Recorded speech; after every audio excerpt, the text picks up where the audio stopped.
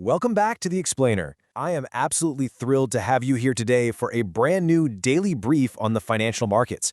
We're going to connect some seriously fascinating dots today. We'll be taking a hard look at the massive macroeconomic pressures building up across the globe and tracking exactly how those pressures are driving a huge shift in where investors are actually putting their money. We're talking everything from sovereign debt and unsellable historical artifacts, all the way to cutting-edge digital tokens and space exploration.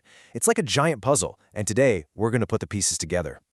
Okay, so here's our roadmap. Number 1, global debt and currency shifts. 2, taxing unrealized capital gains. 3, gold as a wealth symbol.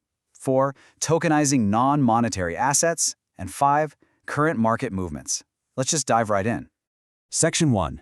Global debt and currency shifts. The macro problem. So understanding how nations actually manage truly unsustainable debt is absolutely crucial. Because when public deficits get completely out of control and governments simply cannot pay their debt at maturity, they historically pull 3 specific levers. Step 1. They inject massive liquidity into the system. Basically, they print more money, which inherently degrades the purchasing power of the cash already sitting in your pocket. When that isn't enough, they move to Step 2, prolonging maturity dates. They essentially tell debt holders, yeah, we can't pay you back today, so we're just going to automatically renew this loan for a later date. And if the math still doesn't work out, Step 3 is forcing a haircut.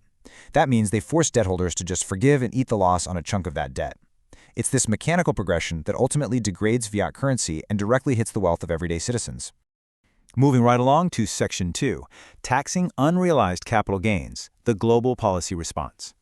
Now, this is where things get really wild. As people try to defend their purchasing power by buying hard assets, real estate, gold, major index funds, governments are desperately looking for new ways to extract wealth. So how do you tax someone who just buys an asset and holds on to it? Well, by taxing unrealized capital gains. Just imagine being taxed on the increased value of your family home before you've even sold it simply because the currency itself lost value. And no, that's not science fiction, it's a reality taking shape globally right now. The Netherlands has already approved measures like this. In the US, it's been heavily featured as a major political proposal, and just recently in South Korea, right after a big market drop, we found out that parliamentary discussions are already underway for similar laws. You're literally being taxed on the potential paper value of an asset that hasn't even been sold yet. Crazy, right?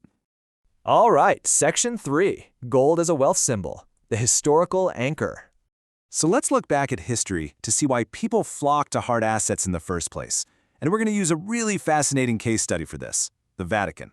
If you look at the official Vatican flag, you'll see 2 distinct halves, yellow and white. But those aren't just random design choices. The yellow represents gold, meaning spiritual and ultimate wealth. The white represents silver, denoting temporal, earthly, and economic power. Back in the 15th century, way before oil or tech stocks were even a thing, these 2 metals represented the absolute highest nobility and scarcity. So by looking at these symbolic colors, we can clearly see how gold and silver have historically been the ultimate safe havens. Owning physical gold basically meant holding a piece of that unshakable, ultimate power. Which naturally leads us to ask a super intriguing question. How much physical gold does the Vatican actually own today? There are some really wild rumors out there. Some people falsely claim they hold up to 30% of the world's total gold reserves. But what is the actual reality?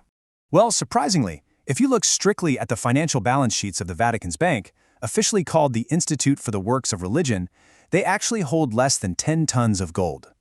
To put that into perspective, that is roughly the weight of maybe 5 standard cars. For a globally recognized sovereign entity, that is a remarkably small amount of liquid reserves. But hold on, because here is where we have to separate out 2 totally different types of assets.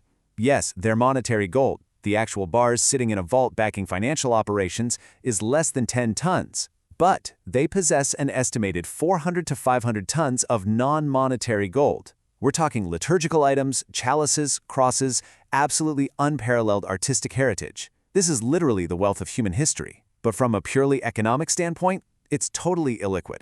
I mean, they can't exactly melt down a Renaissance artifact to balance a budget, right? It's essentially impossible to sell. Which perfectly tees up Section 4, tokenizing non-monetary assets, unlocking heritage.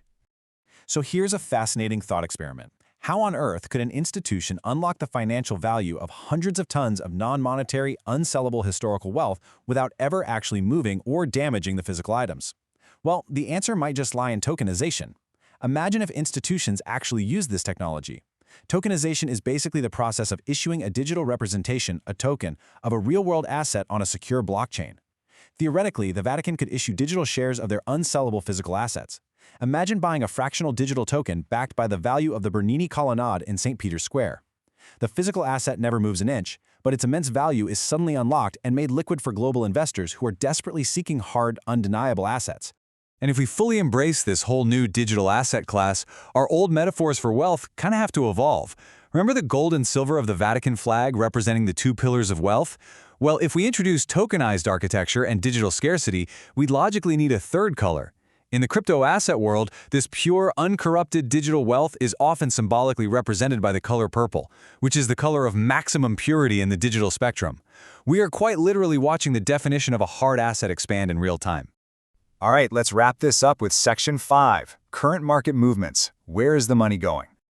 Let's step out of the realm of tokens and flags for a second and look at exactly where investors are moving their money right now in response to all this macroeconomic pressure.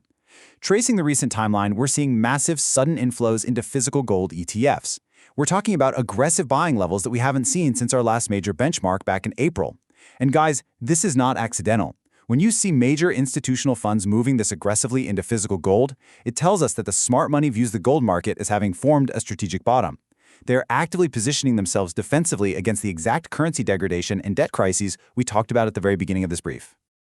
But what about everyday retail investors? Over in the retail space, there's a completely different but equally fascinating trend happening. Individual investors have been aggressively buying into the recent SpaceX IPO. Unlike institutions buying gold for stability, retail investors are pouring their capital into an idea. They're essentially purchasing a piece of a futuristic, interstellar dream. And really, that brings us to the core of today's brief. I want to leave you with this provocative thought to ponder. As everyday investors pour billions into space exploration dreams, are they truly making a calculated investment in the future of aerospace technology? Or are they simply running away from a degrading global currency, desperately searching for literally any asset, physical, digital, or conceptual, that promises a way out? Thank you so much for joining me today. Keep asking those hard questions, and I'll see you in the next explainer.